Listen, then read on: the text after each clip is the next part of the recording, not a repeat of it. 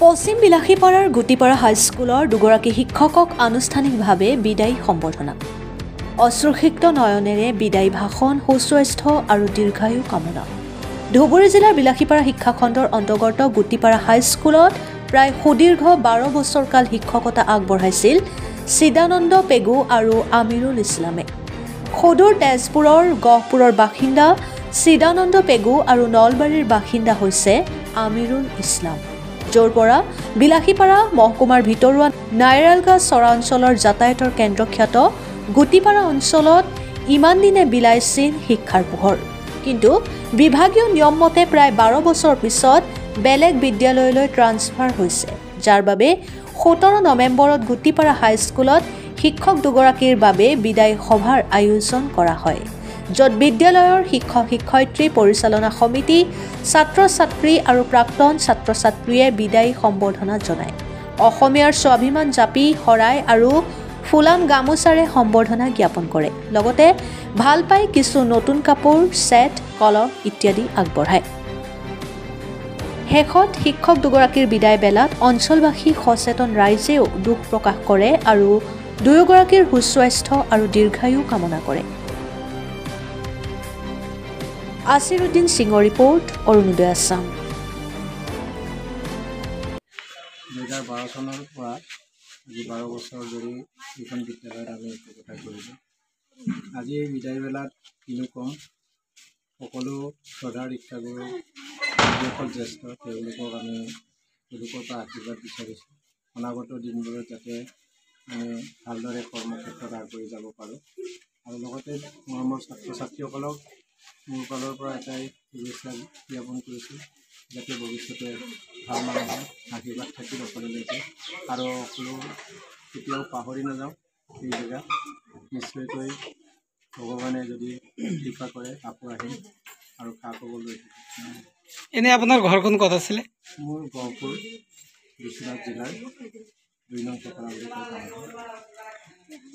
2013 চনৰ 29 জুনৰ পৰা 2024 চনৰ 11 জুলাইলৈ ইয়াতে আছোঁ।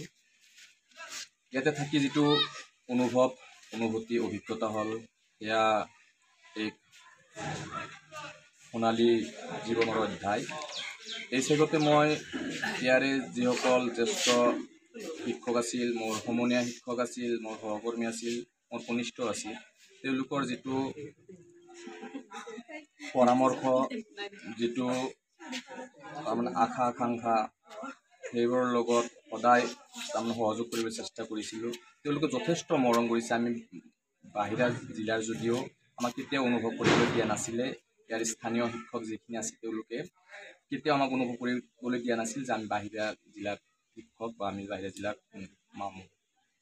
তেওঁলোকৰ যিটো মৰম, তেওঁলোকৰ যিটো ভাল পোৱা, এয়া যেনে এক কিবা ধৰণৰ এটা অভিজ্ঞতা আৰু ভাষাৰে ব্যাখ্যা কৰিব নোৱাৰা এটা অভিজ্ঞতা।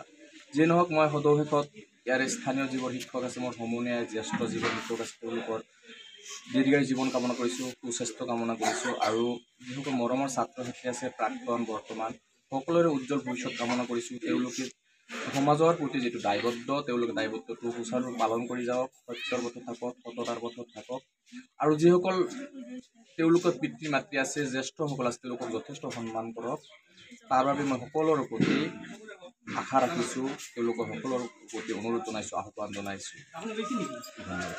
আপোনাৰ ঘৰখন ক'ত আছে? মোৰ ঘৰ নলবাৰী জিলাৰ। মই বৰ্তমান বৰক্ষেত্ৰী শিক্ষাখণ্ডৰ অন্তৰ্গত কালমাৰী হাইস্কুলত একক বদলীকৰণ পাইছোঁ। এই দুগৰাকী শিক্ষক আমাৰ ইয়াত প্ৰায় 12 বছৰ ধৰি শিক্ষকতা কাম কৰিলে। এই শিক্ষকতা কাম কৰাৰ সময়তেই আমি বহুত কিছু মৰম কৰিছোঁ। আমাক বহুত সহায় কৰিছে। এই দুজন শিক্ষক মানে ডেকা শিক্ষক আছিল। আমি সিহঁতৰ পৰা বহুত কাম আদায় কৰিছোঁ। আমি বহি থাকিলেও সিহঁতে বহুত কাম আমাক কৰি দিছে। গতিকে এতিয়াহে আমি অভাৱ অনুভৱ কৰিব পাৰিছোঁ। এইজন দুজন শিক্ষক নথকাৰ কাৰণে আমাৰ কিমান কষ্ট হৈছে, এইখিনি অভাৱ আমি এতিয়াহে অনুভৱ কৰিব পাৰিছোঁ। গতিকে এই শিক্ষক দুজন ইয়াৰ পৰা যোৱাত আমাৰ যে অপূৰণীয় ক্ষতি হ'ল,